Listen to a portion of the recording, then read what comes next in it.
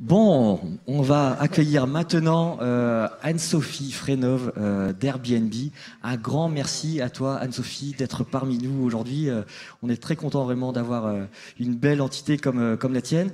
Alors, Anne-Sophie, tout d'abord, quel est ton parcours? Comment arrive-t-on business development de la zone Europe, Moyen-Orient, Afrique d'Airbnb? Déjà, bonjour à tous, merci de me recevoir. Moi, j'ai toujours été passionnée par tout ce qui est tech, innovation. J'adore les secteurs d'activité qui sont en pleine croissance parce qu'il y a plein de choses à créer.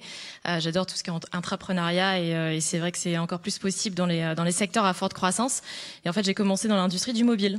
Parce qu'en fait, en 2004, il y avait que 500 000 personnes dans le monde qui avaient un smartphone. Maintenant, il y en a plus de 2 milliards. Donc voilà, forcément, c'était un marché en belle croissance.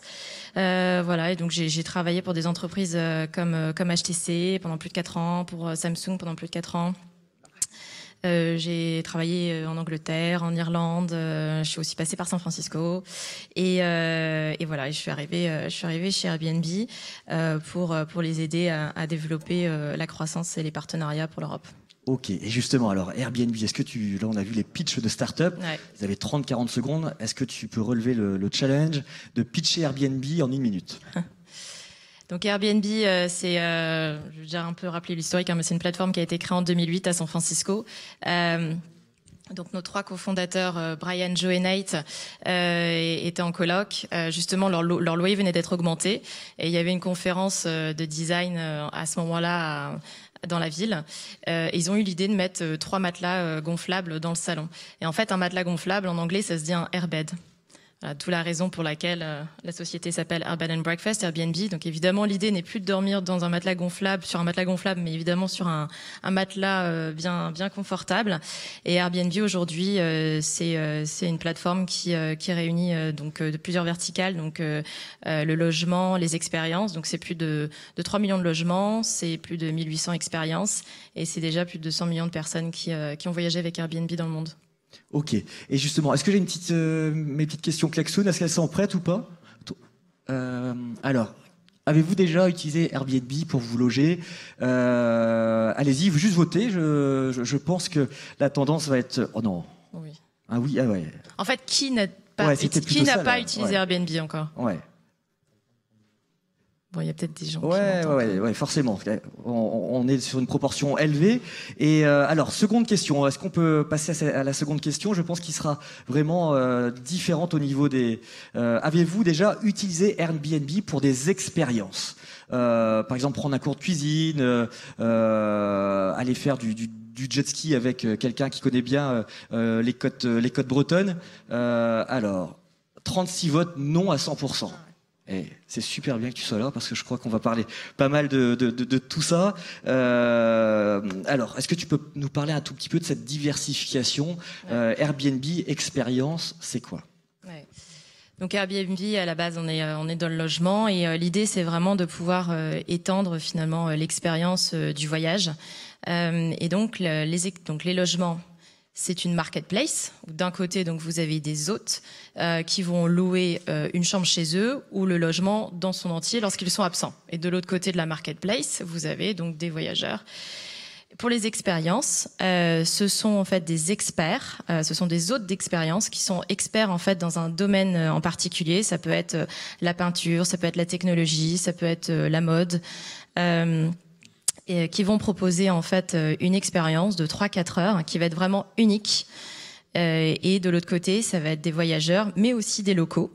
Donc aujourd'hui, on a des expériences dans plus de 30 villes. En France, nous avons des expériences à Paris et à Marseille. Et vous, si vous habitez à Paris, typiquement, vous pouvez aussi réserver des expériences. Donc on a par exemple Edwige, qui est une de nos hôtes, qui est peintre. Qui a un studio à Paris, qui va vous recevoir, qui va d'abord qui va vous concocter un petit déjeuner. Ensuite, elle va vous parler des impressionnistes, et ensuite vous allez pouvoir peindre avec elle et repartir avec votre toile. Ou vous allez aussi avoir à Tokyo un hôte qui va vous apprendre tout ce qui est autour du samouraï. Là, on a plus de 1800 expériences maintenant sur la plateforme. Et justement, Anne-Sophie, comment on parvient à lancer une nouvelle verticale du côté de chez Airbnb? C'est vrai que c'est important de toujours innover. Il faut se focaliser. Il ne faut pas lancer trop de projets à la fois. À un moment donné, on a fait beaucoup de tests en fait pour lancer les expériences. Et à un moment donné, on s'est dit bon, maintenant on y va vraiment. On focalise vraiment toute notre énergie là-dessus. Et en fait, donc notre CIO et cofondateur Brian Chesky s'est mis en lead en fait sur le sujet. Et on a vraiment créé finalement une start-up dans la start-up pour mener à bien. Et donc voilà, on a lancé les expériences en novembre dernier dans 25 villes. On en avait 500 sur la plateforme en novembre et maintenant on en a 1800. D'accord. Et qu'est-ce que vous aviez appris justement de la première verticale que vous avez du coup réinjecté dans cette nouvelle verticale que sont les expériences? C'est vrai que quand on a lancé la verticale maison, logement, on a appris énormément de choses évidemment. Et il y a deux enseignements clés en fait qu'on a appliqués directement en fait dès le lancement de la verticale expérience. Le premier étant le contenu, un contenu de qualité.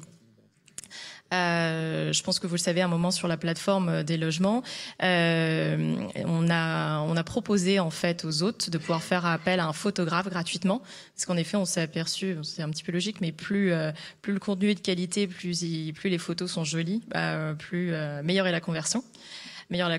Et donc on a appliqué ça en fait aux expériences où dès le début nous avons donc pris en photo chaque expérience. On prend aussi des vidéos afin que vraiment le voyageur puisse s'immerger en fait directement. Voilà, donc ça c'est un point, le contenu et aussi la qualité en fait des expériences. Pour les expériences, en fait, on ouvre ville à ville pour pouvoir vraiment contrôler chaque expérience qui est mise sur la plateforme. Donc on les teste, on rencontre les hôtes et on s'assure que chaque hôte est vraiment expert en fait dans son domaine d'activité. Et donc c'est ce qui permet aujourd'hui d'avoir vraiment comme vous le savez, sur toutes ces plateformes, nous avons un système de notation où les personnes vont pouvoir noter sur une note sur 5, entre 1 étoile, 2 étoiles, 3 étoiles, 4 étoiles, 5 étoiles. Et aujourd'hui, en fait, sur les expériences, on a 90% de nos expériences qui sont notées 5 étoiles sur 5.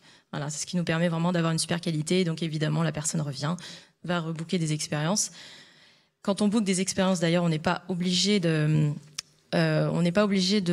louer en fait un logement Airbnb pour avoir accès en fait aux expériences. Donc ça nous permet aussi d'aller chercher d'autres utilisateurs et puis par ce biais-là d'essayer aussi de faire en sorte qu'ensuite ils puissent louer des logements Airbnb et vice versa. D'accord, donc côté chiffres, donc 1800 à peu près expériences au travers le monde, de bonnes notations. Est-ce que tu as d'autres chiffres à nous communiquer sur tout ça? Donc les chiffres principaux en effet c'est 500 expériences qu'on a lancées en novembre. On est maintenant à 1800. Voilà, très forte croissance. Et notre prix moyen par expérience est de $66. Voilà. D'accord, ok.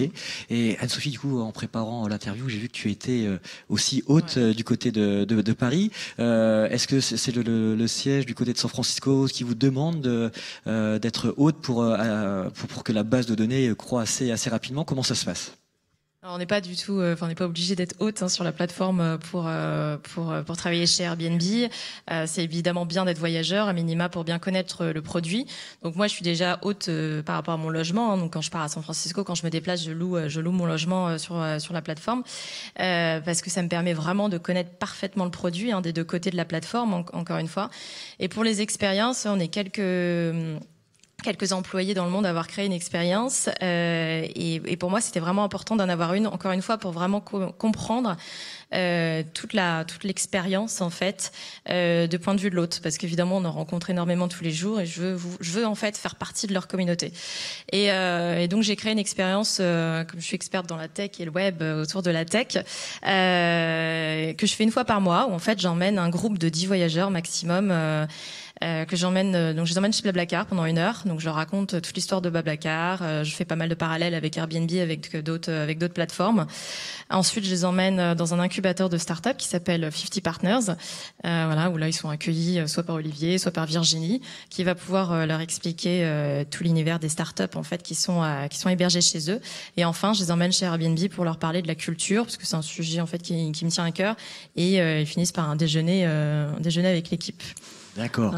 Et c'est vrai que par rapport, si je prends ma casquette fonds d'investissement Westwell Valley, on a vu une multitude d'acteurs, notamment bretons, se lancer dans les expériences de ce type, des startups qui ont essayé du coup d'agréger différents contenus. Quelle synergie ils pourraient trouver avec une plateforme comme la tienne? Je dirais justement de venir nous voir, parce qu'un de nos challenges, ça va être, surtout qu'on est vraiment sur la qualité, comment on va vraiment pouvoir scaler. En fait, finalement, on est sur les expériences, on est devenu un peu des chasseurs de talents. Donc, si justement il y a déjà des plateformes qui proposent déjà des expériences, on peut proposer tout à fait des expériences en fait en commun, voilà, avec des systèmes de partenariat qu'on discutera. Mais en tout cas, justement, c'est quelque chose qui nous intéresse de discuter justement avec ces plateformes existantes. Ouais. On voit que c'est un bon complément de revenus aujourd'hui de mettre en place ce type d'expérience. Là, tu as 200 prospects à peu près dans la salle. Qu'est-ce que tu pourrais leur conseiller pour offrir une expérience pour que ça fonctionne bien? Ouais. Il faut vraiment réfléchir à c'est quoi mon expertise. Donc ça peut être ça peut être finalement un instrument de musique, ça peut être pas mal de choses. On a aussi des expériences dans le solidaire, on a vraiment tout type d'expérience. Et puis ensuite de nous proposer quelque chose d'original. L'idée c'est d'avoir quelque chose à chaque fois de très authentique, de différent et qui soit disponible sur aucune autre plateforme. Et ça vous permet de rencontrer des gens formidables. Moi tous les mois à travers mon expérience, je rencontre des gens du monde entier. Le mois dernier, j'avais le directeur marketing de Mini de Chine, j'avais une Brésilienne qui travaille dans le pétrole, il y avait 2 Américains, une Française qui est étudiante. Et voilà, c'est assez intéressant de rencontrer toutes ces personnes et puis finalement de les voir aussi évoluer en tant que groupe en fait à la fin de l'expérience et de les voir finalement s'entraider, même de vouloir lancer des projets ensemble. Voilà, c'est une belle expérience. Et justement, je vois tout ce qui revient sur l'écran. Crêpe Up, une expérience autour des crêpes forcément. Tout à fait. Du coup, Anne-Sophie, par rapport aux expériences qui vont être mises en place, qu'est-ce que vous comptez faire pour que ces expériences qui sont comme les logements imaginés comme un complément de revenu au départ ne deviennent pas des activités professionnelles, comme il y a pu y avoir un glissement et une partie de la professionnalisation de gens qui louent des appartements sous Airbnb pour échapper à la réglementation hôtelière? Ah, c'est sérieux du coup comme question là. On n'est pas habitué. Après, c'est à nous de contrôler et de travailler finalement avec des autres d'expérience qui vont le faire en mode justement complément de revenus, des auto-entrepreneurs qui ont une entreprise à côté et qui vont faire une expérience autour de leur entreprise, par exemple. Voilà. Après, ce sera à nous de contrôler. Mais en tout cas, crêpe, il y a une bonne, en effet, ça peut être une bonne expérience à mettre en place. Du côté de Bénodet. Savoir, parce que c'est vrai, c'est vraiment une belle spécialité. Donc, je suis sûre qu'il y aurait beaucoup de Chinois, d'Américains qui adoraient savoir comment on fait les crêpes. Comme ça leur permettrait de pouvoir revenir après chez eux et de pouvoir faire des crêpes à leurs enfants. Ouais, ce serait top. Scalable. On scalable à mort. Ouais, complètement. Bon, Anne-Sophie, du coup, a une contrainte. C'était assez speed ce matin. On a pris beaucoup de retard. Je vais devoir te libérer parce qu'il y a ton VTC du coup qui est arrivé. Et puis l'avion aussi ne va pas t'attendre. Merci beaucoup à tous. Merci beaucoup. On peut applaudir Anne-Sophie.